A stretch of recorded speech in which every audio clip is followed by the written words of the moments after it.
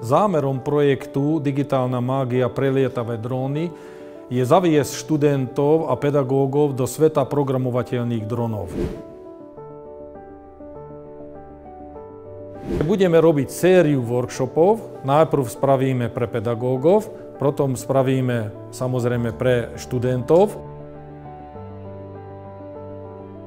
Keď ja to ukážem pomocou dronov na hodine informatiky a na krúžku programovania, to je oveľa zaujímavejšie, ako len tak premietať, že áno, žiaci, toto je cyklus.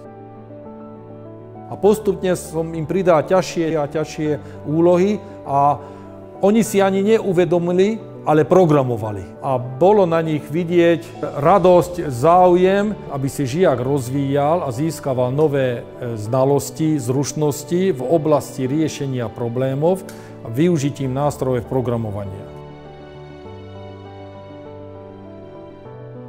Ja nechcem z každého žiaka mať programátora, ale ten, ktorý bude vedieť programovať a algoritmicky rozmýšľať, tak z toho bude úspešný človek.